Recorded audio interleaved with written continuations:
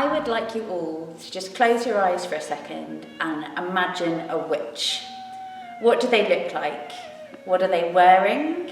Do they have anything with them? Are they holding something? Are they old or young? A man or a woman? What do they look like to you?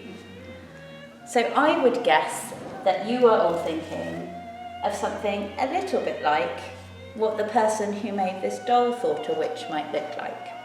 So this isn't super old. This is from, we think, maybe the 60s. But it's a really good example of the stereotype of a witch that has stuck with us for hundreds of years. So let's have a look at her. So she's a woman, and most people that were accused of witchcraft were women.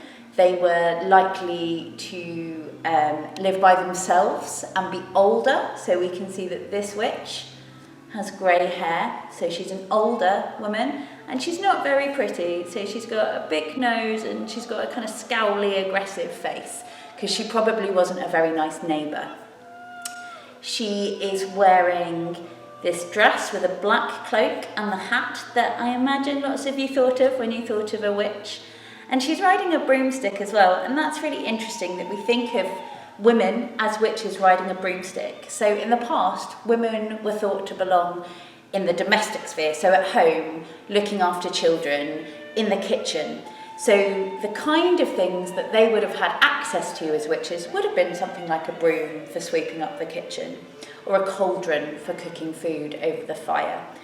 And it was thought that by making a pact with the devil, witches might be able to fly. And so women witches got broomsticks, and actually some people in the past believed that male witches got to ride demonic horses, which, if you ask me, sounds a little bit more fun.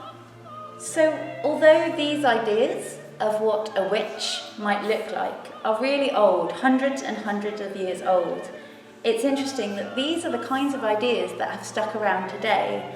Maybe if you dress up at Halloween, you would wear something like this if you were being a witch, and we still think of them as women.